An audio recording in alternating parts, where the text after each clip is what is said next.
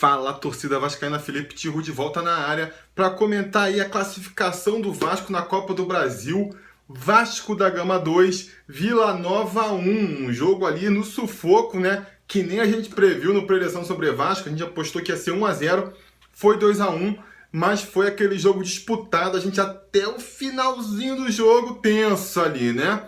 Um jogo que foi muito parecido com o do Flamengo, dá para fazer essa comparação, eu acho, porque o time começou com muito gás, assim, com muito empenho, conseguindo fazer um jogo equilibrado, até jogando melhor que o Vila Nova, conseguiu neutralizar o Vila Nova ali, né? O Vila Nova não criou muitas jogadas. O Vasco, apesar de não ser muito efetivo, chegar com muitas chances de gol, tinha o domínio da partida, da posse, trabalhava a posse de bola. Chegou no gol, num cruzamento do Guilherme ali pela lateral esquerda, o Thales fez uma finalização linda, linda assim, pra galera aí que critica o Thales. Ficou difícil de criticar hoje, né? Hein, DJ Dedeco? DJ Dedeco, olha o Thales aí, pô, essa finalização não é qualquer atacante que faz. Isso reforça pra mim a tese que eu tenho do Thales, do Ederson e de todos os centroavantes que passaram no Vasco nos últimos anos aí. O problema não são os centroavantes, o problema é um time que não cria jogadas. Quando a bola chega na área, o atacante até consegue finalizar. Agora, se a bola não chega, como é que você vai querer? O Thales é um jogador que finaliza muito bem de perna direita, finaliza muito bem de perna esquerda, é bom cabeceador, é aquele jogador de um toque na bola. É para a bola chegar dentro da área ali, na entrada da área, e ele, do jeito que ela vier, meter para dentro. Agora, se a bola não chega, você tem que sair da área para buscar jogo, sabe, ir para os lados. Até aconteceu no jogo de hoje, de no final ele sair da área, cruzar a bola e sair o gol. Mas foi ali um lance de sorte, né? Não vai acontecer muitas vezes. Se ele tiver que fazer isso, ele vai ser apagado, ele não vai aparecer bem no jogo. Então, é a questão... O Luiz Fabiano é mais talentoso que o Ederson, é mais talentoso que o Thales, mas ele vai sofrer da mesma coisa. Se a bola não chegar na área, para ele conseguir lá, com o talento dele, meter para dentro, ele vai ficar apagado no jogo também. Enfim, fez o gol lá o Thales, parecia que ia ser um jogo bem mais tranquilo do que a gente previa, né? Só que aí aconteceu o que acontece muitas vezes no futebol, quando um time sai na frente, ele meio que dá aquela recuada, o time adversário cresce atrás do resultado, o jogo começou a virar muito mais pro Vila Nova ali. E aí, numa fatalidade, né, para dizer o mínimo aqui, marcaram um pênalti ali do Gilberto, que na minha opinião não foi, entendeu?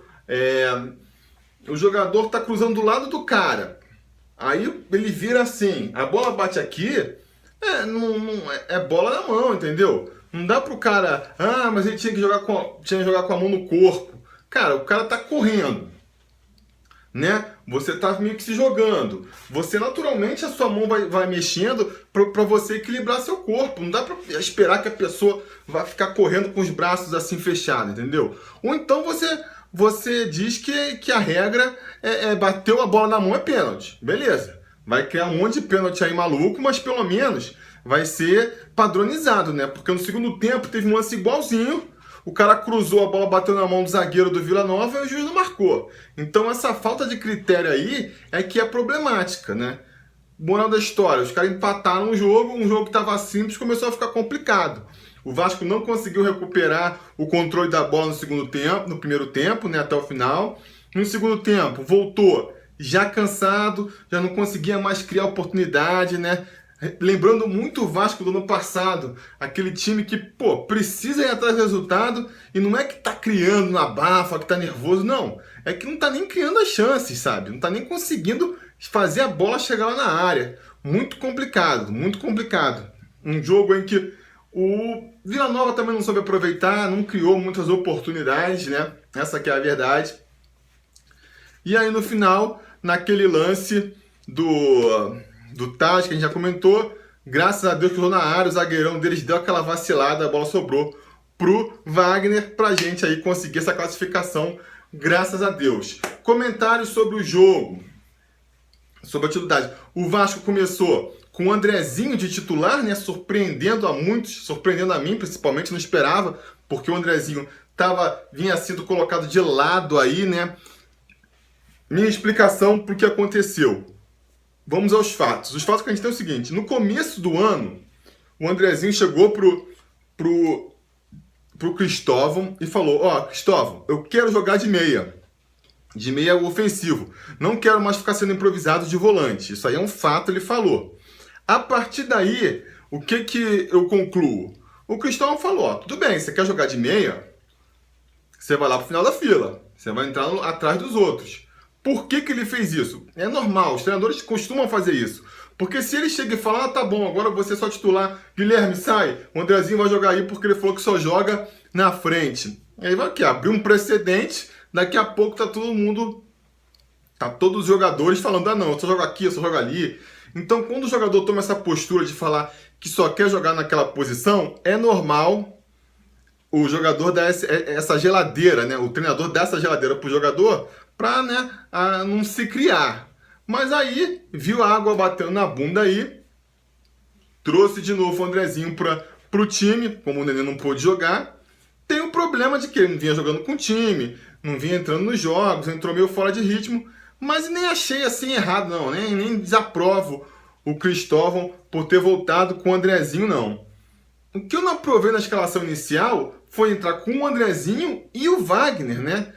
Então, pegando dois jogadores, um vinha jogando com a equipe, então está desentrosado, o outro ainda não recuperou o ritmo da partida, jogou um pouquinho melhor hoje do que jogou antes, nem por causa do gol, mas apareceu um pouco mais, mas ainda está muito abaixo. A gente confia no Wagner, que ele pode ser um jogador no futuro, mas o jogo decisivo é hoje ele estava abaixo, tinha que ter entrado com o Guilherme, entendeu? O Guilherme ia trazer muito mais dinamismo para esse meio campo, muito mais mobilidade, velocidade, tudo que faltou. O Guilherme foi entrar só no finalzinho do jogo, quase fez um gol lá, né?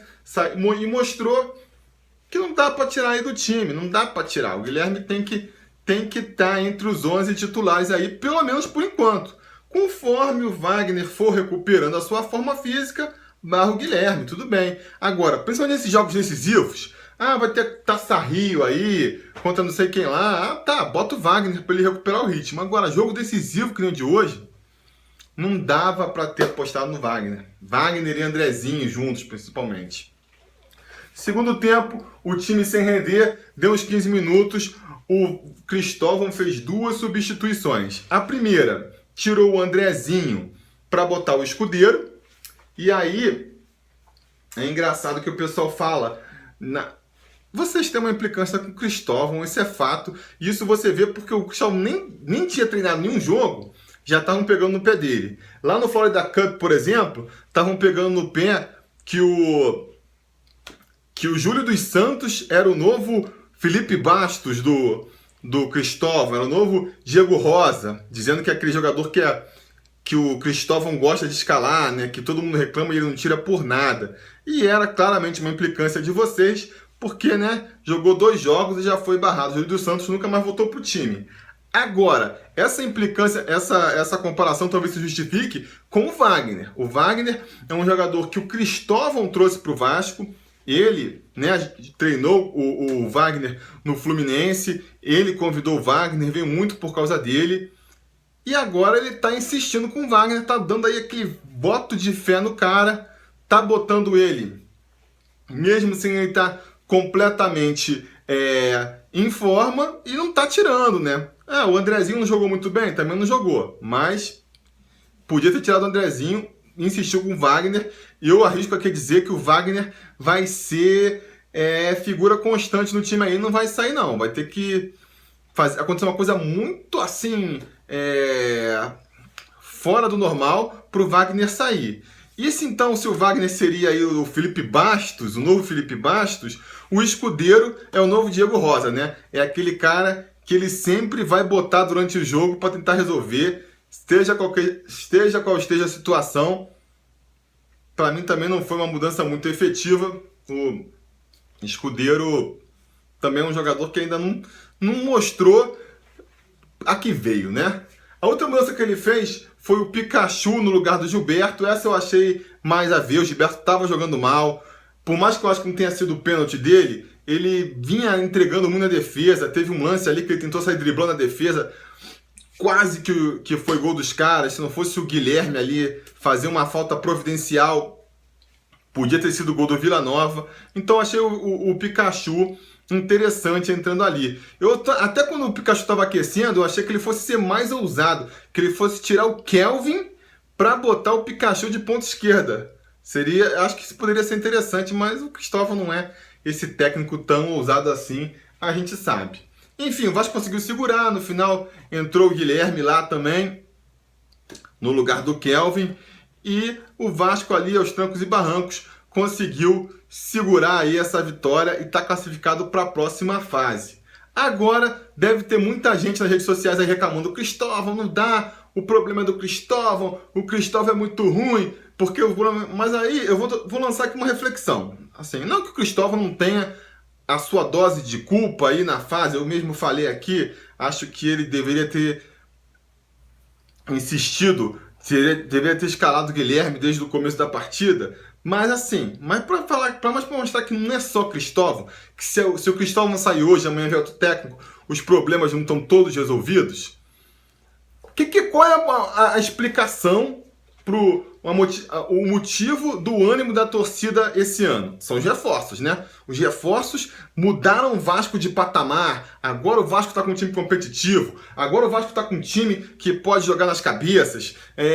Já chegaram a falar, pô, o Cristóvão tem muita sorte mesmo. Vai pegar o melhor time do Vasco depois de 2011. Mas vamos lá, então é isso, né? Vamos ver os reforços do Vasco hoje. Gilberto. Não jogou nada, né?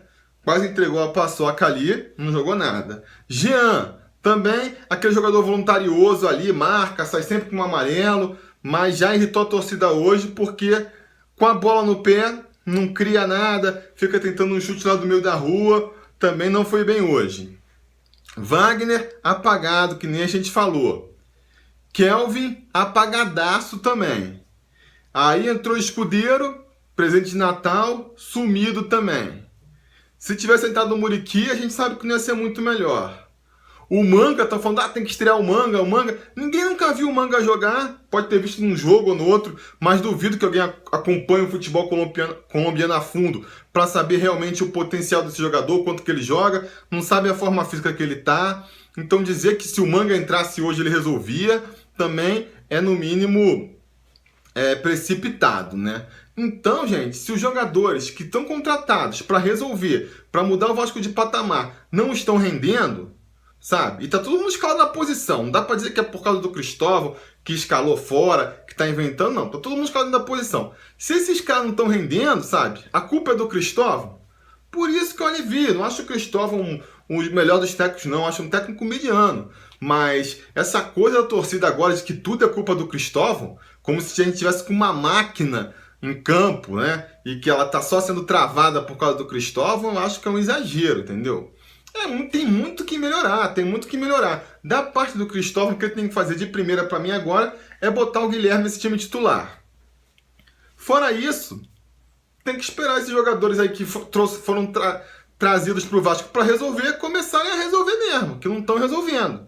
E tem que melhorar logo, porque no final, na quarta-feira que vem, já pega o Vitória aí pela Copa do Brasil. Agora começa a ser em 2 jogos, jogo de casa, jogo de ida. Vai ter o sorteio ainda para ver se o Vasco joga primeiro fora ou primeiro em casa. Mas Vitória já é um time de primeira divisão, já começa a ficar complicado. E esse time aí do Vasco tá longe de estar uma equipe ainda competitiva, né? Já tô dando até graças a Deus aqui que a gente foi eliminado da Taça Guanabara. Pelo menos não vai ter uma final no domingo aí para atrapalhar mais as coisas, porque ser campeão da Taça Guanabara não ia servir de nada, e ser eliminado agora tão no começo da Copa do Brasil, isso vai ser um grande problema.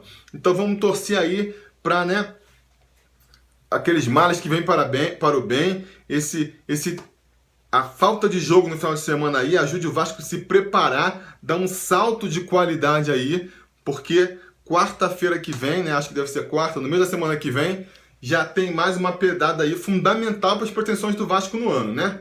A gente tem que, agora que o time não está preparado ainda, não tem Luiz Fabiano ainda, não tem Bruno Paulista ainda, não tem Wagner em forma ainda, não pode agora entregar a paçoca para lá na frente, quando esses caras estiverem todos jogando, estiverem todos bem, se Deus quiser, a gente já estiver fora, já estar fora da Copa do Brasil, né? Seria um absurdo. Beleza, galera? Diz aí nos comentários o que vocês acharam do jogo de hoje. Dá aquele like aí para fazer o vídeo chegar para mais vascaínos. E a gente vai se falando.